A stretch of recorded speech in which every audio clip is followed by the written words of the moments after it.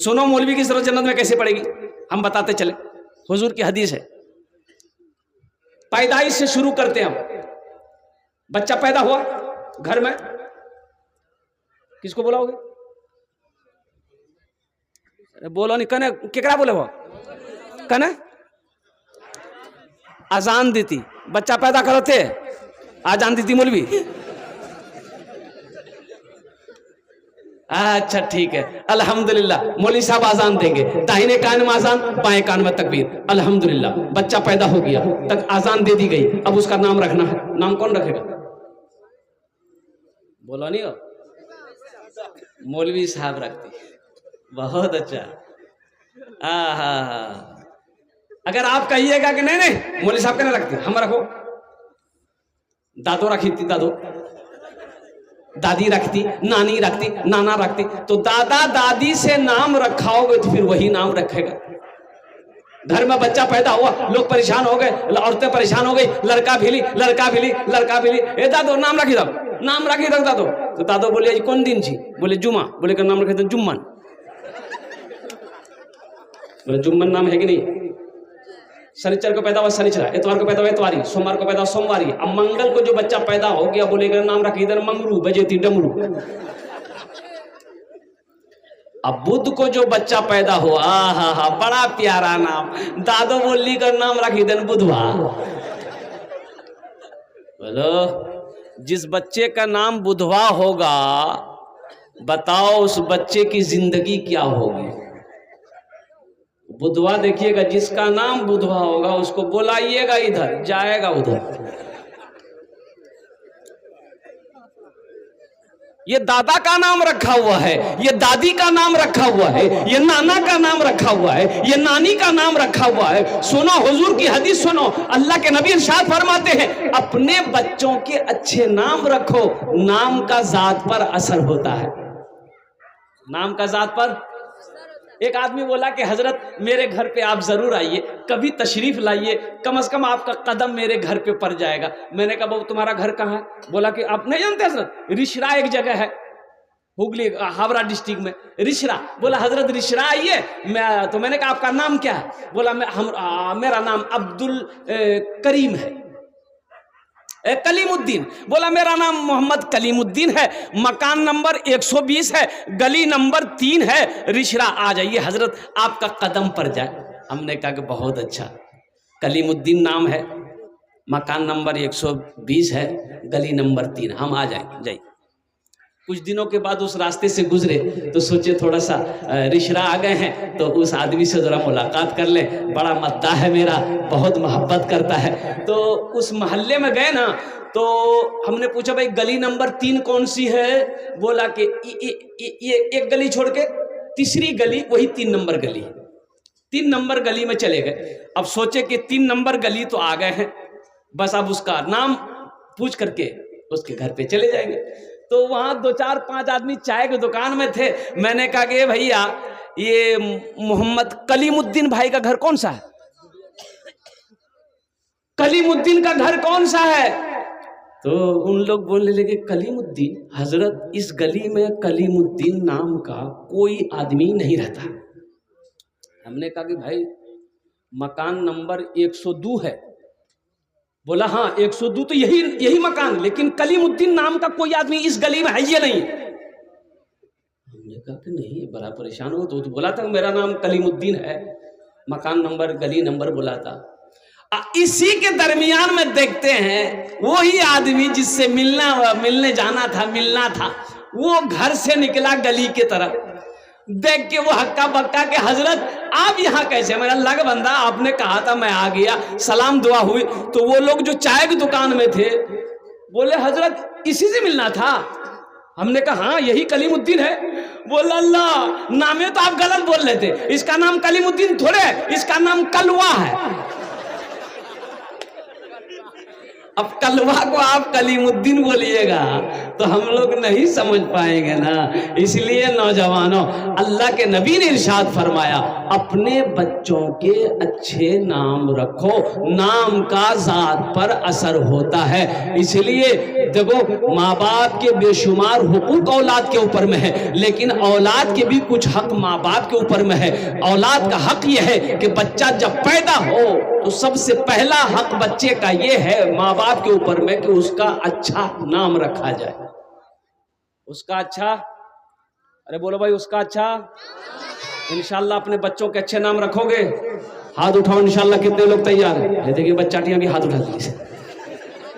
हाँ तो भाई, ये भी तो कल बड़ा होगा, ये भी तो कल जवान होगा, ये भी तो नबी के सुन्नत के मुताबिक निकाह करेगा। नबी के सुन्नत के मुताबिक निकाह करना। ए नौजवानों सुनो, सुन्नत के खिलाफ निकाह मत करना, सुन्नत के खिलाफ शादी मत करना। सुन्नत के खिलाफ शादी करोगे तो जो बच्चा पैदा होगा गूंगा होगा, बहरा होगा, लंगड़ा होगा, काना होगा, अंधा होगा। और नबी के सुन्नत के मुताबिक शादी करोगे तो जो बच्चा होगा नेक और साले होगा, फरमा बरदार होगा। वही बच्चा तेरा मुत्तकी बनेगा, वही बच्चा तेरा हाफिज कुरान बनेगा, वही बेटा तेरा आलिम दीन बनेगा, वही बेटा तेरा इंजीनियर बनेगा, वही बेटा जब तुम बूढ़ा हो जाओगे तेरी खिदमत करके जन्नत में घर बनाएगा। ये निकाह का अमल बड़ा अच्छा अमल है, बड़ा अच्छा अमल है। अल्लाह के रसूल की बारगाह में एक साहबी ने पूछा, या रसूल अल्लाह, किस काम में बरकत है, किस चीज में बरकत है?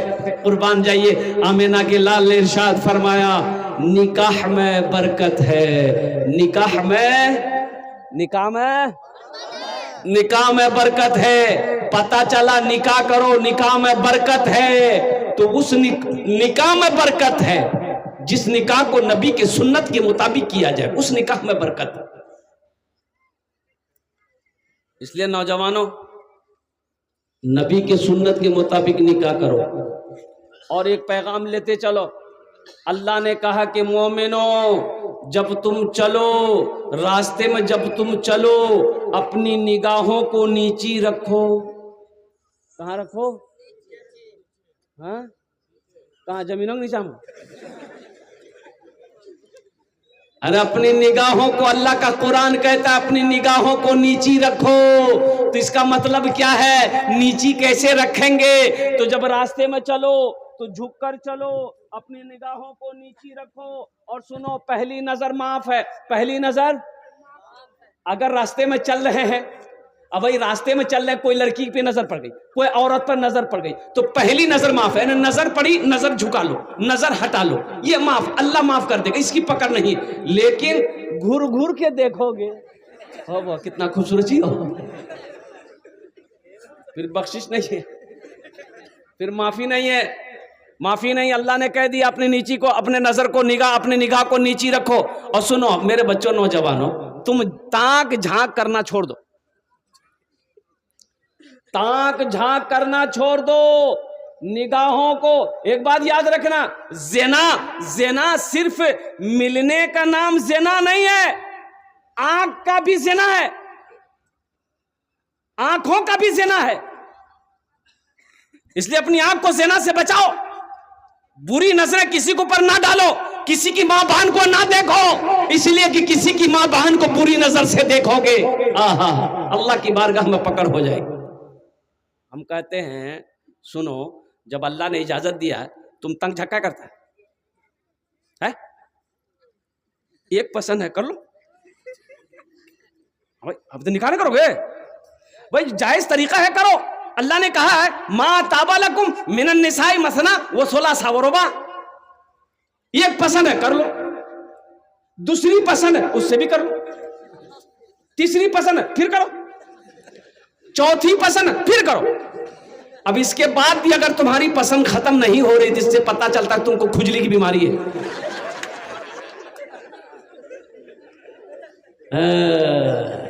लेकिन सुनो, आगे अल्लाह आयत में कहता है कि अगर तुम 2 बीवी 4 बीवी कर लेते हो, अगर उन चारों तीनों दोओं के दरमियान में इंसाफ नहीं कर पाओगे, अदल नहीं कर पाओगे, तो तुम्हारे लिए एक ही काफी है, तुम्हारे लिए एक ही काफी है। और सुनो, अगर तुम एक को भी हलाल कमाई से खाना नहीं खिला सकते, कपड़ा नहीं पहना सकते, हलाल रोजी नहीं खिला सकते बीवी को, ताकत बदन में नहीं है, परवरिश नहीं करते, तो तुम शादी मत करो।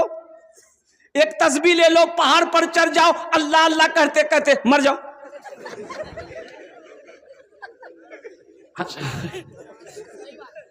भाई सबसे बड़ी बात है भाई, हलाल रोजी बीवी को नहीं खिला सकते हो, हलाल रोजी नहीं खिला सकते हो, बदन में ताकत नहीं है, तो रोजा रखो, अपने नफ्स पे कंट्रोल करो, रोजा रखो।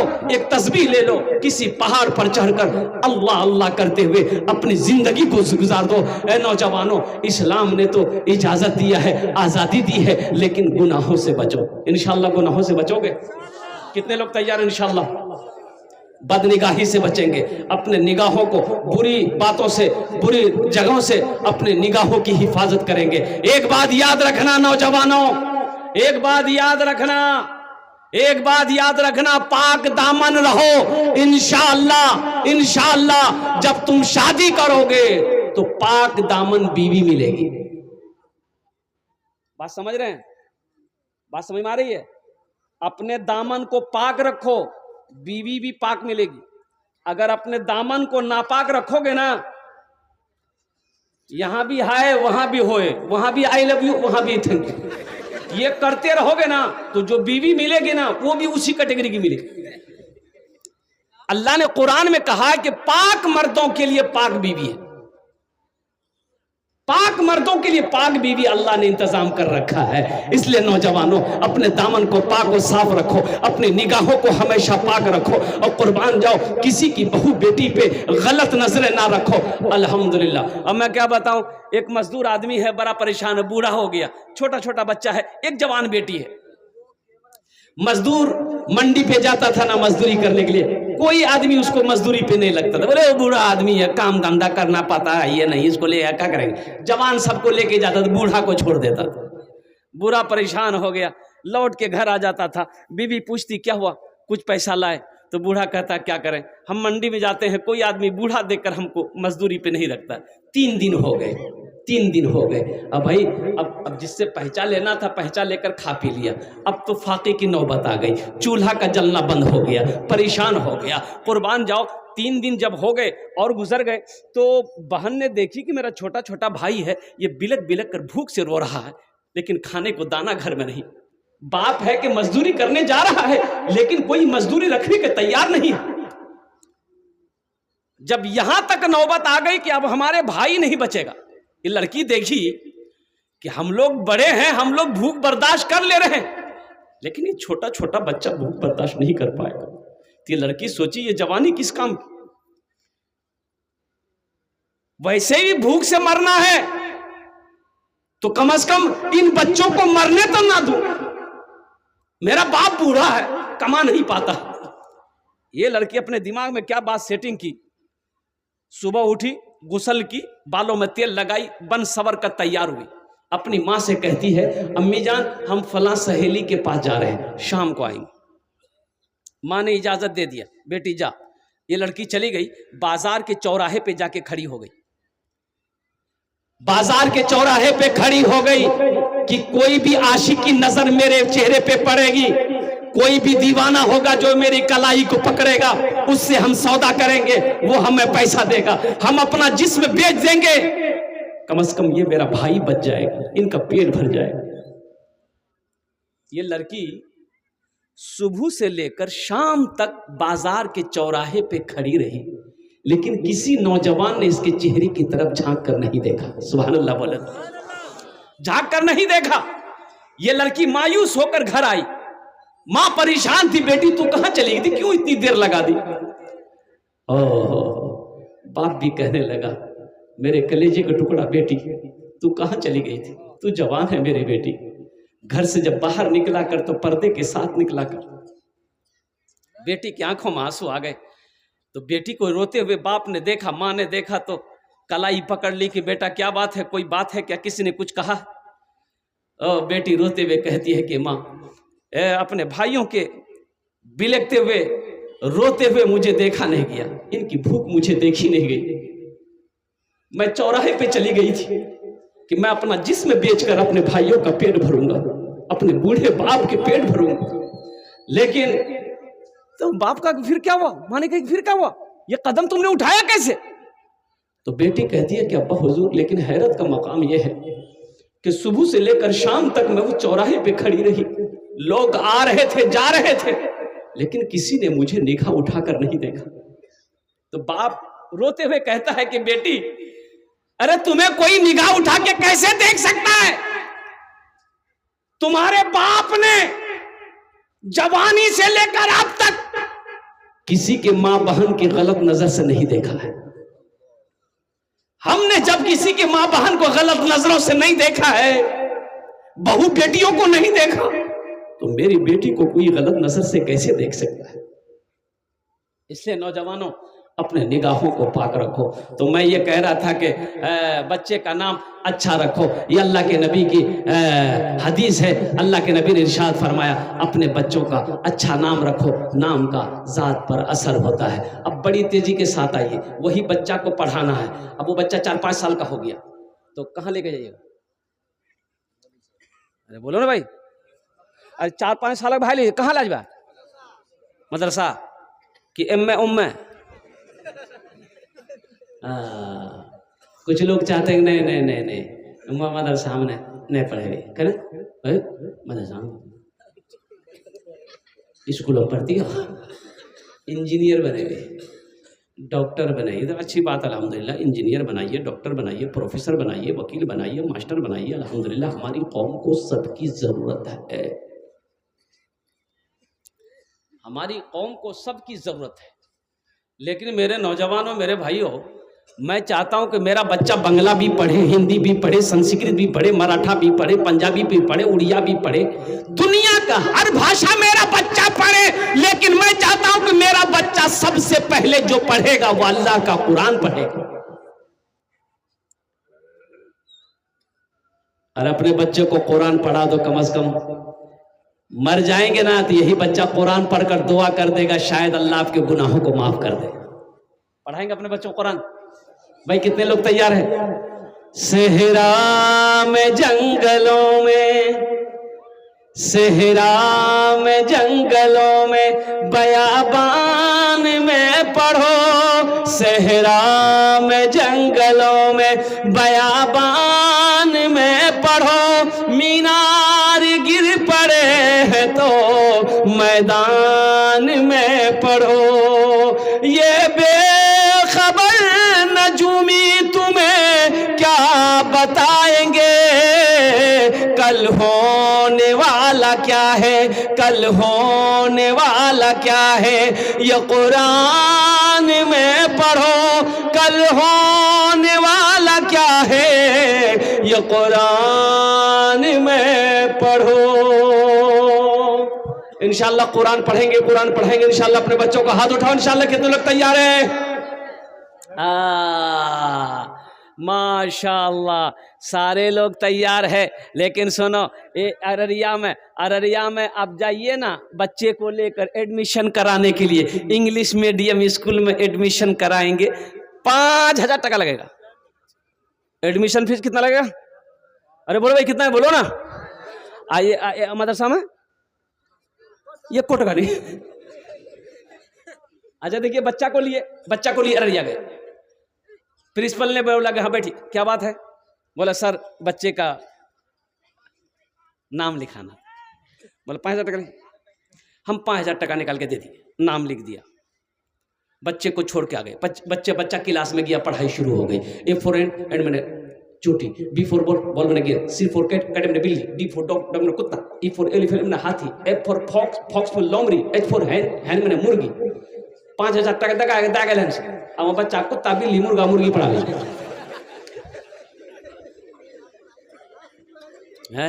सोचो हम मना नहीं करते अपने बच्चे को शौक से अंग्रेजी पढ़ाओ, हिंदी पढ़ाओ, संस्कृत पढ़ाओ, लेकिन सुनो मुसलमानों सुनो, सबसे पहले अपने बच्चे को अल्लाह का कुरान पढ़ाओ।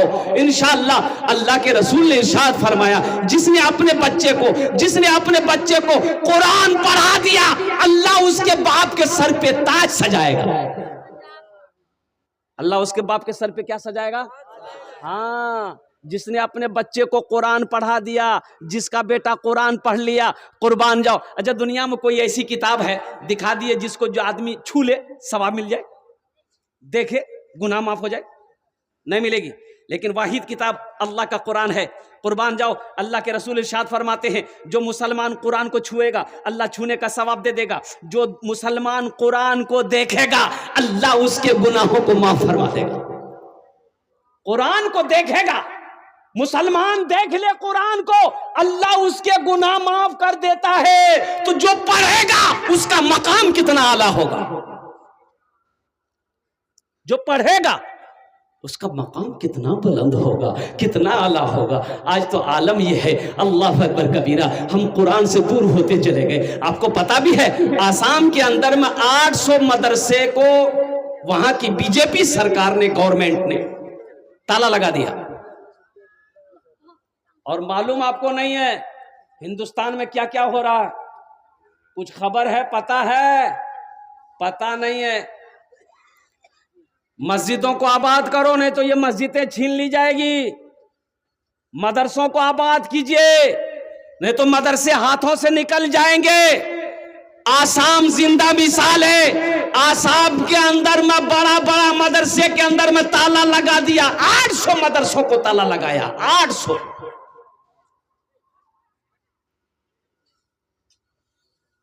आज हम मदरसा को देख के भागते हैं, मकतब को देख के भागते हैं, मौलवी को देख के भागते हैं। दरवाजे में बैठा है कुर्सी लगा के घर वाला, देखा मौलवी साहब साइकिल लेके आ रहा, देखा घुस से अंदर अगन घुसी गई। अब बेटा कहिए, बेटा जो दरवाजा मौली साहब अली चंदा ली, पूछतो नहीं बाबा कहाँ गली, बोली खेत चलो गली। बोलो बात सही गलत है? बोलो बताओ, वो कौम तरक्की करेगी? वो कौम तरक्की नहीं कर सकती। ये मदरसे हमारे दीनी किले हैं, मदरसे दीनी किले हैं। जब तक ये इस धरती पर मदरसे चलते रहेंगे, अल्लाह चांद सूरज को निकालता रहेगा। जिस दिन ये मदरसे धरती पर बंद हो गए, अल्लाह ना चांद को निकालेगा ना सूरज को निकालेगा। इसलिए मदरसों को आबाद कीजिए। ये मदरसे नहीं रहेंगे, उलमा नहीं बनेंगे, हुफ्फाज नहीं बनेंगे। अल्लाह अकबर कबीरा। फिर जब आप मरोगे तो पता ये चला कि पैर में रस्सी लगाकर कब्र के अंदर में डाल दिए जाओगे। ना दुआ है ना जनाजा है। भाई मदरसे है ही नहीं है तो आलिम बनेंगे कहां से? हाफिज बनेंगे कहां से? कारी बनेंगे कहां से? मुफ्ती बनेंगे? आपका जनाजा कौन पढ़ाएगा? पता ये चलेगा कि जनाजा पढ़ाने वाला भी कोई ना मिला। मुसलमान था, मरा बगैर जनाजे की नमाज के, लोग गड्ढे में डालकर मिट्टी देकर बराबर कर दिया। आज 10 टका देने में सीना दुखता है। मदरसे में अल्लाह अकबर, पहाड़ टूट जाता है, पहाड़ टूट जाता है। अब देखिए ना, कुर्बान जाइए, शादी करेगा 20,000 डीजे। हाँ, ये डीजे, बाप रे बाप, तौबा तौबा। ये डीजे ऐसा डीजे है कि बुढ़वा के सामने बज जाए तो बुढ़वा नाचने लगे। देखिए बच्चा सब समझ रहा है। अब ये सिस्टम चला, छोटा छोटा बच्चा को देखिएगा, अजब बेतहाशा नाच रहा है। डीजे ये बला है भाई, भाई ये बला है। 20,000 का डीजे करेगा शादी में, 20,000 का डीजे करेगा, 3 लाख तक का जहेज लेगा। अच्छा निकाह पढ़ाने जाइएगा ना, निकाह पढ़ा दिए, पूछेगा हजरत कितना बोला ना, 500 टका दो नहीं हो भाई, तू राशनी मांग कर जाओ, जय जाओ निकाह पढ़ा मांग कर जा।